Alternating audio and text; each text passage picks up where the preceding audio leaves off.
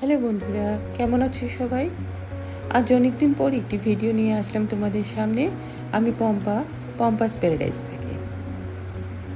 কিছু শারীরিক অসুস্থতার জন্য চললাম আমি হায়দ্রাবাদ ট্রিটমেন্ট করাতে। তো প্রথম আমাদের সফর শুরু হলো শিলচর থেকে শিয়ালদা। ট্রেনে চাপলাম শিয়ালদা শিলচর এক্সপ্রেস ট্রেন। আশা করি তোমরা সবাই ভালো আছো। তো আমাদের সফর শুরু হলো ট্রেনে। আসামি প্রাকৃতিক বিপর্যয় হয়েছিল, বন্যা হয়েছিল 3বার, চারিদিকে জলমগ্ন। কিছুটা তখন ভালো ছিল পরিস্থিতি, সেই অবসরই আমরা বেরিয়ে পড়েছিলাম। তখনও বৃষ্টি হচ্ছিল, জলমগ্ন চারপাশ, আর আকাশে অনেক মেঘ ছিল। বৃষ্টি হচ্ছিল বাইরে, ভালো লাগছিল দেখতে। এই শিলচর শিয়ালদা কাঞ্চনজঙ্ঘা এক্সপ্রেসটি ভালো ট্রেন।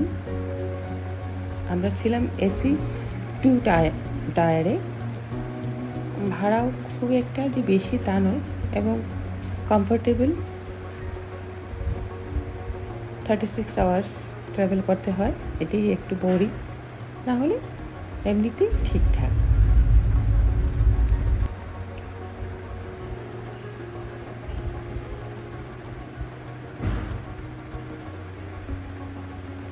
তখনও বৃষ্টি হচ্ছে।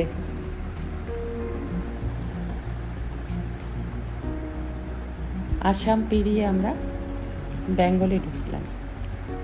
সকালে ব্রেকফাস্ট করলাম স্যান্ডউইচ দিয়ে এনজিপি থেকে। নিউ জলপাইগুড়ি সকাল 7:30টায় পৌঁছালে। তারপর একটা বড় স্টেশন মালদা, সেখানে থামলো ট্রেন।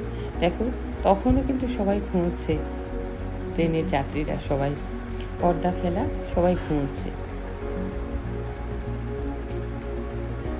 এটা আমাদের কম্পার্টমেন্ট।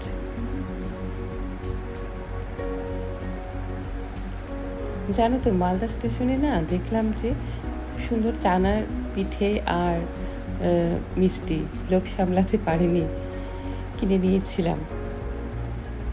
খুবই টেস্টি ছিল মিষ্টিগুলো, সেটা মালদা স্টেশন থেকে কিনেছিলাম। সেই বিখ্যাত ফারাক্কা ব্রিজ এত ভালো লাগে, ছোটবেলা থেকে শুনেছি, দেখেছি। তারপর দক্ষিণেশ্বর থামলো কিছুক্ষণ ট্রেনটা। দক্ষিণেশ্বরে গিয়ে আমার ইউটিউবের বন্ধু, ছোট বোনদের কথা খুব মনে হলো। অনেকক্ষণ থেমেছিল ট্রেনটা দক্ষিণেশ্বরে। তারপর সেই কাঙ্ক্ষিত শিয়ালদা নামলাম। শিয়ালদা স্টেশনে নেমে ক্যাব বুক করে তারপর হোটেলে গেলাম। পরের দিন ছিল আমাদের হায়দ্রাবাদের ট্রেন। সেটাও তোমাদের সাথে আমি শেয়ার করব আরেকটি ভিডিওতে।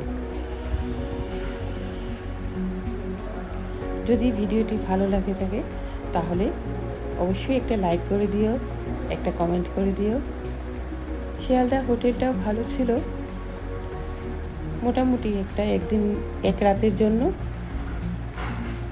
1500 টাকা করে পার নাইট নিয়েছিল। এক রাতেই ছিলাম আমরা।